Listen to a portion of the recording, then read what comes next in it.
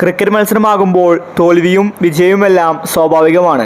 തോറ്റാൽ അതിനെ സ്പോർട്സ്മാൻ സ്പിരിറ്റിൽ എടുക്കണം. എന്നാൽ ബംഗ്ലാദേശ് അങ്ങനെ ചെയ്യില്ല. കളി തോറ്റാൽ പിന്നെ അവർക്ക് ദേഷ്യമാണ്. ഇപ്പോഴിതാ ഇന്ന് ഇന്ത്യയുമായി കളി തോറ്റപ്പോൾ ബംഗ്ലാദേശ് മോശമായൊരു കാര്യം ചെയ്തിരിക്കുകയാണ്. സഞ്ജുവിനോടും പാണ്ഡ്യയോടുമാണ് ബംഗ്ലാദേശ് ഇതുപോലത്തെ ഒരു പ്രവൃത്തി ചെയ്തത്. ഇത് ചോദ്യം ചെയ്യാൻ കോച്ച് ഗൗതം ഗംഭീറും ഗ്രൗണ്ടിലേക്ക് വന്നു.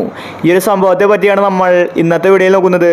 ഇത്തരം ക്രിക്കറ്റ് ന്യൂസിന് വേണ്ടി ഈ ചാനൽ മറക്കാതെ സബ്സ്ക്രൈബ് ചെയ്യൂ. 127 റൺസിൽ ബംഗ്ലാദേശ് ഇന്ന് ഓൾ ഔട്ടായി. ഇന്ത്യക്ക് അവരെ ഒരു എതിരാളി പോലും ആയിരുന്നില്ല. സെക്കൻഡ് ബാറ്റിംഗിൽ ഇന്ത്യ ഈസി ആയിട്ടാണ് കളി ജയിച്ചത്. സഞ്ജു നല്ല കളി കാഴ്ചവെച്ചു, അതുപോലെ സൂര്യയും പാണ്ഡ്യയും. ഇതോടുകൂടി ഇന്ത്യ ഈസി ആയിട്ട് കളി ജയിച്ചു. ഇന്ന് ഇന്ത്യ കളി ജയിച്ചത് അവർക്ക് ഇഷ്ടപ്പെട്ടിട്ടില്ല. കളി കഴിഞ്ഞ് താരങ്ങൾ ഗ്രൗണ്ടിൽ ഷേക്ക് ഹാൻഡ് കൊടുത്തിരുന്നു.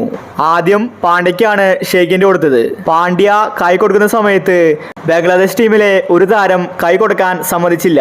മനഃപൂർവ്വം പാണ്ഡ്യയെ അപമാനിക്കുകയാണ് ചെയ്തത്.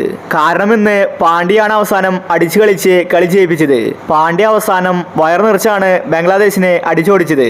അതിന്റെ ദേഷ്യത്തിലാണ് അവർ ഇങ്ങനെ ചെയ്തത്. ബംഗ്ലാദേശ് ടീമിലെ ചില താരങ്ങൾ കൈ കൊടുത്തു, എന്നാൽ ചില താരങ്ങൾ മോശം ബിഹേവിയർ ആണ് കാണിച്ചത്. പാണ്ഡ്യയോട് മാത്രമല്ല സഞ്ജുവിനോടും ഇതുപോലെ തന്നെയാണ് പെരുമാറിയത്. സഞ്ജു ഇന്ന് 6 ബൗണ്ടറികളാണ് പായിച്ചിട്ടുണ്ടായിരുന്നത്. ബംഗ്ലാദേശ് ശരിക്കും നാണം കെട്ടു. ഒരു കളി തോറ്റെന്ന് വിചാരിച്ച് ഇതുപോലത്തെ മോശം ബിഹേവിയർ കാഴ്ചവെക്കേണ്ട കാര്യമില്ല. അല്ലെങ്കിലും ബംഗാളികൾ ഇങ്ങനെയാണെന്നാണ് ആരാധകർ പറയുന്നത്. കഴിഞ്ഞ T20 വേൾഡ് കപ്പിലും ബംഗ്ലാദേശ് ഇന്ത്യൻ ടീമിനോട് ഇതുപോലെ മോശമായിട്ട് പെരുമാറിയിട്ടുണ്ട്. കളി തോൽക്കാരായാൽ അവരുടെ മട്ടും പാവും മാറും. അവർക്ക് പിന്നീട് എതിർ ടീം ശത്രുക്കളെ പോലെയാണ് പെരുമാറാറ്. ഇന്നും അവർ ചെയ്തത് അങ്ങനെ തന്നെയാണ്.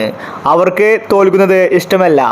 ഏതൊരു മാച്ചായാലും തോറ്റാലും ജയിച്ചാലും അത് സ്പോർട്സ്മാൻ സ്പിരിറ്റിൽ എടുക്കണം. അങ്ങനെ തന്നെയാണ് എല്ലാ ടീമോടും ചെയ്യാറ്. എന്നാൽ ബംഗ്ലാദേശ് അങ്ങനെയല്ല. അപ്പോൾ ഇത്തരം ക്രിക്കറ്റ് ന്യൂസിന് വേണ്ടി ഈ ചാനൽ മറക്കാതെ സബ്സ്ക്രൈബ് ചെയ്യൂ.